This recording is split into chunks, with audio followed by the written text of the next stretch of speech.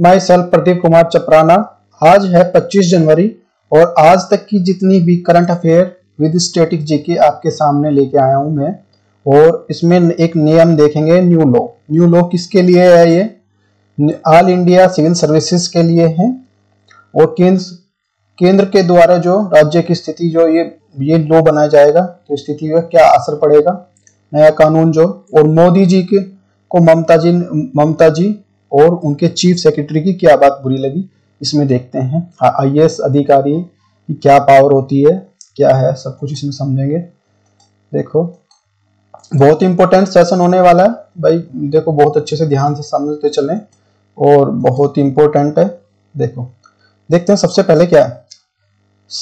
Explained IAS officers and the central posting. क्या है? देश भर में जो आईएएस अधिकारी होता है ना, उसकी नियुक्ति का जो मामला है, नियम का मामला है इससे रिलेटेड है। क्या है? नया कानून है। अब ये 28 मई 2021 की घटना है। घटना क्या है? अलोपन बंदोपाध्याय, ये जो भारत सरकार में चीफ सेक्रेटरी हैं, चीफ सेक्रेटरी थे, अब तो नहीं है, तो उनसे रिलेटेड ही है ये। तो इसमें देखते हैं क्या क्या है। चीफ सेक्रेटरी हैं, अधिकारी थे उस टाइम पे। तो ये मुख्यमंत्री के एग्जीक्यूटिव सेक्रेटरी बोलते हैं और इन्हें सब नीति निर्माण में, वरीयता में सब कुछ काम करते हैं भाई, नीति निर्माण यही काम करते हैं। तो पीएम मोदी जो है, उड़ीसा में जो तूफान आया था ना, उड़ीसा और बंगाल में, उसका जायजा लेने गए हुए थे। भारत सरकार आईएएस लॉबी के तगड़ा प्रहार कर रही है, इस पे बहुत तगड़ा प्रहार है। क्यों है, कैसे है, समझते हैं। भारत सरकार जो फेडरल स्ट्रक्चर है उसके ऊपर संकट आई है। India is the union of the states, India union states एक, ठीक है ना। 28 मई 2021 को मोदी जी तूफान आया, उसका जायजा लेने पहुंचे ममता बनर्जी। 30 मिनट देरी से आई ममता बनर्जी। उनके सेक्रेटरी हैं अलोपन जो ये उपाध्याय जी, ये भी देरी से आए, ये नहीं तो वेट करते रहे ये मोदी जी उनका। अब आई और ये ममता जी और रिपोर्ट थमाई और चली गई, चलती बनी। अब देखो फिर ये हैं हमारे सेक्रेटरी जो थे, और ये ऊपर पीएम साहब हैं नरेंद्र मोदी जी। अब देखो सारा माजरा है, क्या समझते हैं इसमें। ममता जी हैं।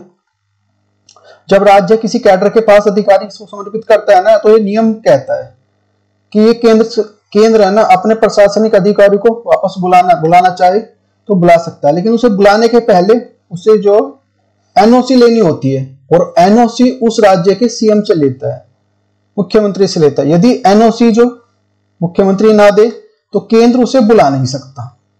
इसी बात का यूज किया ममता बनर्जी ने। चीफ सेक्रेटरी जो आईएएस बनने के बाद सबसे बड़ा आईएएस अधिकारी होता है, उसको बोलते हैं चीफ सेक्रेटरी। यह हर प्रकार के नीति निर्माण में काम करता है, भाग करता है। पीएम को यह बात बहुत ज्यादा बुरी लगी, जो चीफ सेक्रेटरी को भी उन्होंने भी नहीं सुनी और ना ममता बनर्जी ने सुनी, ठीक है। तो उन्होंने कहा इसको दिल्ली तलब कर लिया कि ठीक है आप सीधे दिल्ली आ जाओ चीफ सेक्रेटरी। जो ये बंदोपाध्याय है ना, तो इनको कहा, ममता बनर्जी ने कहा 3 दिन के रिटायर कर रहे हैं, तो इन्हें तुरंत इनका जो ये पद बदल दिया और कहा कि सॉरी मैं इनको नहीं भेज सकती। भारतीय राज्य व्यवस्था में कैडर के एक रूल है 1954 के अंतर्गत। क्या रूल है? केंद्र सरकार राज्य से कहता है कि हमें अधिकारी की ट्रेनिंग पूरी कराई, प्रॉपर कराई, और तरीके करने के बाद यदि आपके पास भेजा है, अब वो सेवा करेगा राज्य की, लेकिन हमें आवश्यकता पड़ने पे है ना, इस अधिकारी को केंद्र सरकार को कार्य करने के लिए भेजना होगा। ऐसा करते हैं तो 40% अधिकारियों को कोटा सुनिश्चित कर दिया जाता है। मतलब 40% अधिकारी जरूरत पड़ने पर राज्य से केंद्र के पास आ सकते हैं। इसको क्या कहते हैं? इसको बोलेंगे प्रतिस्थापन। केंद्र सरकार को अधिकारी की जरूरत क्यों होती है? क्यों होती है? सीधी बात है, केंद्र सरकार भी द्वारा जो अपने अधिकारियों द्वारा काम तो कराएंगे, इन्हीं के द्वारा तो कराते हैं। रक्षा हो गया, वित्त हो गया, संचार हो गया, इनमें सब में कीजिए अधिकारी तो काम करते हैं।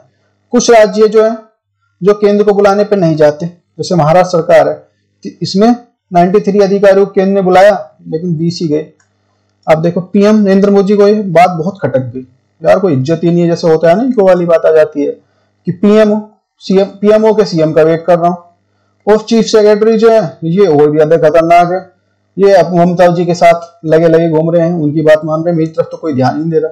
तो प्रशासनिक सेवा में कैडर की सुविधा है 3 में, भारतीय प्रशासनिक सेवा, भारतीय पुलिस सेवा और भारतीय वन सेवा। चयनित होने पर है ना जो वरीयता होती है ना, उनके जो इच्छा अनुसार जो ऑप्शन भरते हैं उसके हिसाब से अकॉर्डिंग टू नंबर उसमें इनको प्रोवाइड करा दिया जाता है। लेकिन राज्यों को भेजने का काम ये केंद्र सरकार करता है। इसके लिए विभाग बना होता है, उसको बोलते हैं कैडर। जो केंद्र के इस विभाग में अधिकारियों का ख्याल रखता है, ये कार्मिक विभाग होता है। इन अधिकारियों को ध्यान रखने के लिए कैडर को ही निश्चित करना होता है। पीएम के लिए जो ये कैडर ये होता है ना कार्मिक विभाग, ये पीएम के अंडर काम करता है। पीएम साहब को बात बुरी लगी, हमारी कोई वैल्यू नहीं है, या रह गई जब एक तो बुलाने पे मीटिंग में नहीं आते, मीटिंग में नहीं आई, लेट आई ममता जी, और वो सेक्रेटरी वो भी नहीं आए, सोचते थे चलो वो तो आ जाएगा, वो भी नहीं आए, और वो आए तो उनके साथ साथ घूम रहे हैं, तो ना उनसे कुछ पूछा ना कुछ, इससे थोड़ा सा उन्हें फील हुआ। तो जब बुलाते हैं तो राज्य सरकार, फिर जब दिल्ली बुलाया तो राज्य सरकार ने नहीं आने दिया, तो मामला जो फंस गया पूरी तरह। केंद्र सरकार को लगने लगा कि ऐसे में ना केंद्र सरकार की कोई अधिकारी भाई सुनेगा तो है नहीं, अब तो इसके लिए क्या करें। तो अब केंद्र सरकार इसी नियम को बदलने का निर्णय लिया है कि हो सकता है अगले सेशन जो बजट सेशन आए तो एक नया कानून बनाने जो देखने को मिले। अब नया कानून क्या होगा, किसी प्रशासनिक अधिकारी को केंद्र सरकार बुलाती है तो उसे सीधे चले आना होगा। एनओसी जो लेते हैं ना, एनओसी का जो बहाना मिल जाता था उसकी अब जरूरत नहीं पड़ेगी। केंद्र सरकार ने इस विषय को राज्य सरकार को अवगत करा दिया और फीडबैक मांगा, सबको नोटिस दे दिया कि भाई ठीक है आप इसमें बताइए क्या कर सकते हैं क्या नहीं, सही है गलत है। अब केंद्र सरकार ऐसा कर सकती है जी, बिल्कुल कर सकती है। क्यों? लोकसभा में बहुमत से पास है, हो जाएगा। क्या आईएएस अधिकारी केंद्र का अधीन होता है? हाँ, केंद्र का अधीन होता है, बिल्कुल केंद्र के लिए कार्य करता है। इस नियम पर क्या प्रभाव पड़ेगा राज्य सरकार का? ये हवाला देकर नहीं भेजते 40% का, जो कि भाई 40% का। अब क्या, अब सीधे जाएंगे तो ये रोक नहीं सकते। अब देखो हवाला क्या होगा, इसमें इफेक्ट क्या होगा। सपोज करो चुनाव है, कल चुनाव है, सीएम है, सीएम जो चीफ सेक्रेटरी जो इसका बिल्कुल विश्वसनीय होता है। अब किसी पद पे ऐसे व्यक्ति को बिठा के रखता है, सीएम जो रखते हैं जिसको सारी जो नीति और सारी की जानकारी होती है, सब कुछ होती है। बस जो ये सीएम होते हैं ना, ये तो लोकप्रिय होता है, ये तो बस ठीक है दिखावा एक तरह से उसके लिए जो कि भाई हाँ इस तरह से बैठ, बाकी सारी नॉलेज इनको होती है। पॉलिसी माइबा ये चीफ सेक्रेटरी जो चीफ सेक्रेटरी होते हैं हमारे।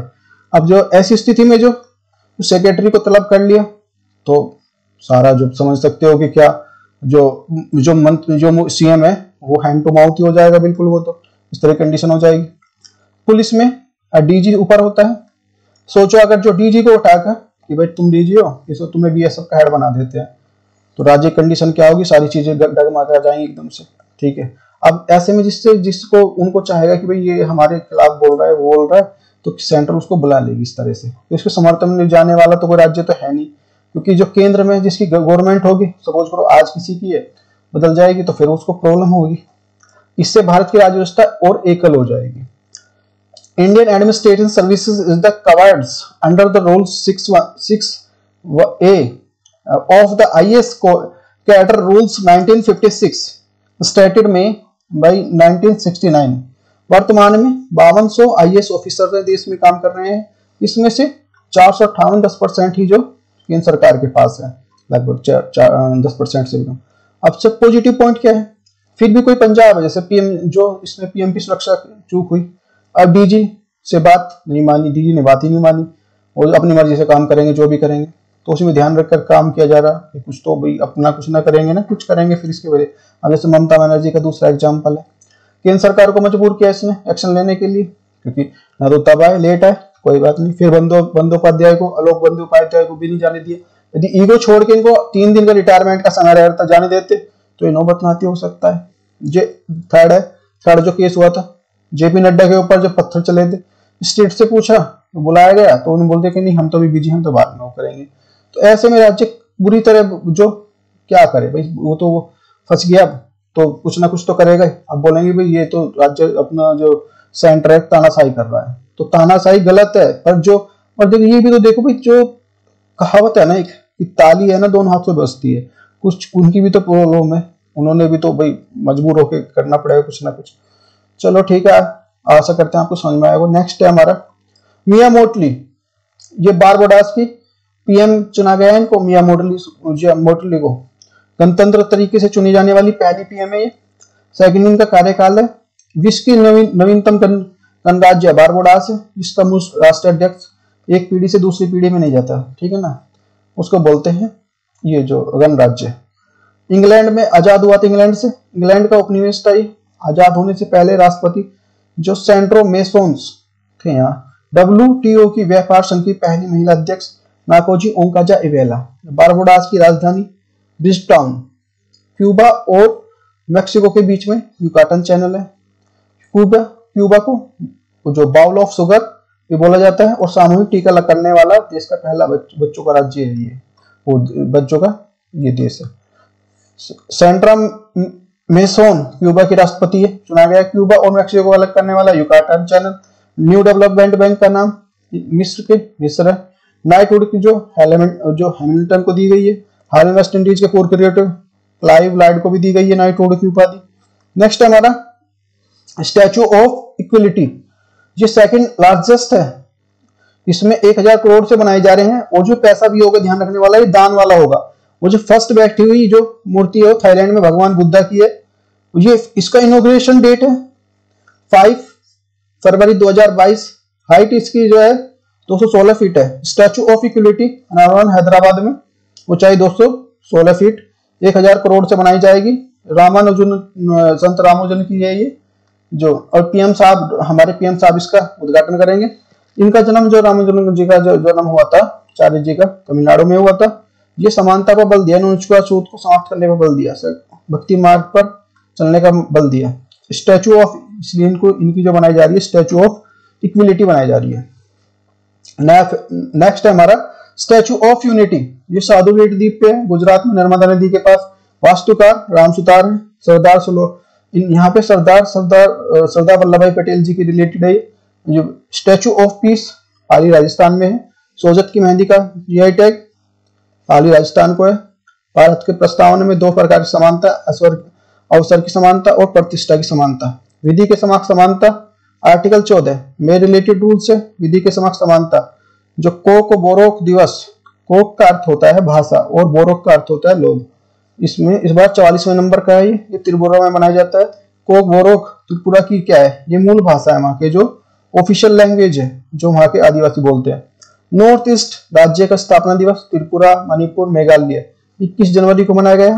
राजा वीर विक्रम एयरपोर्ट टर्मिनल का उद्घाटन अगरतला त्रिपुरा में हुआ, क्योंकि त्रिपुरा के अंतर्गत है ना शासक महाराजा वीर विक्रम सिंह थे यहाँ पे। सीएम कौन है त्रिपुरा के, विप्लव देव। प्रोजेक्ट 100 इसका संबंध इसी से, एजुकेशन से है यहाँ पे। बिहू और जो बगरुम्बा डांस जो असम के हैं, ये चिराऊ का डांस मिजोरम का है, बोम्बो डांस भी इसको बोलते हैं। जो होजगिरी त्रिपुरा से संबंधित है। नेक्स्ट है हमारा 23 जनवरी 2022 को क्या हुआ था, सुभाष चंद्र बोस आपदा पुरस्कार दिए गए हैं। ये बर्थडे होता है 23 जनवरी 2022, जो इस दिन दिए गए हैं। सुभाष चंद्र बोस जी का जो बर्थडे हुआ, जो एक फ्रीडम फाइटर थे। जो ये 2 श्रेणी में दिया जाता है, एक व्यक्तिगत, एक संस्थागत। व्यक्तिगत में प्रोफेसर विनोद शर्मा को दिया गया है, 5 लाख रुपए दिए गए हैं। और गुजरात प्रबंधन संस्था में दिया गया, संस्था श्रेणी में। 2000 के व्यक्तिगत श्रेणी में राजेंद्र भंडारी जी को दिया गया था। गांधी शांति पुरस्कार 2020 ये हमारे बंगबंधु या शेख मुजम्मिर रहमान, या बोल सकते हैं हमारे शेख हसीना के पापा जो हैं बांग्लादेश की पीएम, उनके जो, इनको फादर ऑफ द बांग्लादेश भी बोला जाता है। ज्ञानपीठ पुरस्कार 56वां 2021 में नीलमणि सिंह फुफन को मिला गया असमी भाषा के लिए। और 57वां 2022 में दामोदर जो बोझा को दिया गया कोंकणी भाषा के लिए। नेक्स्ट है हमारा प्राथमिक क्षेत्र उधार, प्राइमरी सेक्टर लैंडिंग जो है, PSL भी कहा जाता है इसको। लोन 40% अनिवार्य कर दिया गया है। इसमें सबसे बड़ा हिस्सा कृषि का है। Banking on electric vehicles in India, report में कहा गया है कि इलेक्ट्रिकल व्हीकल्स की जो है ना प्राइमरी सेक्टर लैंडिंग में डाल दिया जाए। डालेगा कौन, RBI। रिपोर्ट जारी करने वाला NITI Aayog, Rocky mountain foundation और RMI है, इंडिया है। बहुआयामी गरीबी सूचकांक नीति आयोग द्वारा जारी होता है, ये पहली बार जारी हुआ। भारत की वित्तीय स्थिरता रिपोर्ट RBI जारी करता है। फेम योजना का संबंध इलेक्ट्रिकल व्हीकल सिटी से, व्हीकल से है। सीएनजी में मीथेन होता है, एलपीजी में प्रोपेन और ब्यूटेन होता है। अटल इनोवेशन मिशन नीति आयोग द्वारा जारी होती है। इसके पीएम कौन है? हेड हमारे पीएम में प्रधानमंत्री जी। सीईओ अमिताभ कांत है नीति आयोग के, और जो उपाध्यक्ष राजीव कुमार जी हैं। नेक्स्ट हमारा यूएनडीपी यूथ क्लाइमेट चैंपियनशिप, राष्ट्रीय संयुक्त राष्ट्र विकास कार्यक्रम का मुख्यालय न्यूयॉर्क अमेरिका में है, के द्वारा जलवायु चैंपियनशिप का पुरस्कार जो पराजकता को कोलोने को दिया गया, ये भारत की ओर से पहली है। कारण है मानसिक स्वास्थ्य संबंध से करने के लिए और बालिका शिक्षा पर संबंध के लिए, शिक्षा पर जोर देने के लिए, महिलाओं के अधिकारों के जो अधिकारों उत्थान के लिए। मानव विकास सूचकांक एसडीआई ह्यूमन जो डेवलपमेंट इंडेक्स जो यूएनडीपी जारी करता है 1990 से ये जारी हो रहा है। इसके 3 आधार हैं, साक्षरता, प्रति व्यक्ति आय, जीवन प्रत्याशा।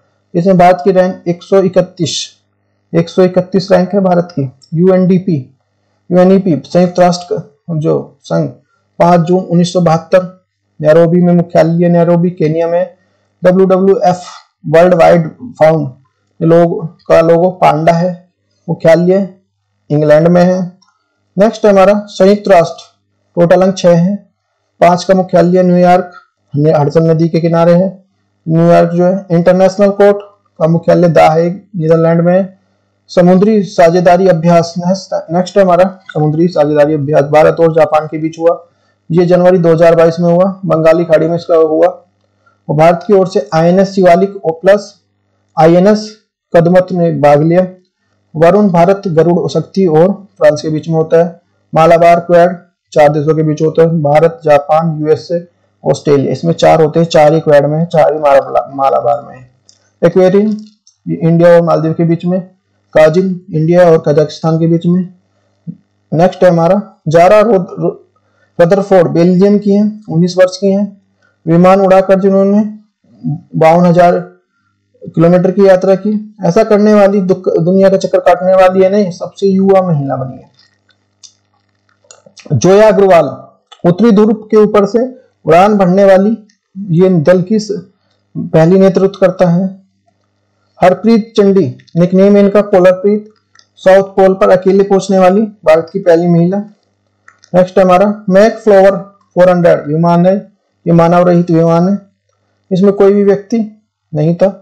मानव जो विहीन है तो रहेगा ही नहीं, सीधी सी बात है। अटलांटिक महासागर ऐसा आकार का है, ये आकृति का है। सोफी डिवाइन 36 बॉलों में शतक लगाने वाली, दुनिया की सबसे तेज शतक लगाने वाली क्रिकेटर है, न्यूजीलैंड की है। नेक्स्ट हमारा पराक्रम दिवस मोस्ट इंपोर्टेंट 2021 को बनाना स्टार्ट हुआ। ये इनको जो बर्थडे मनाया जाता है सुभाष चंद्र बोस जी के।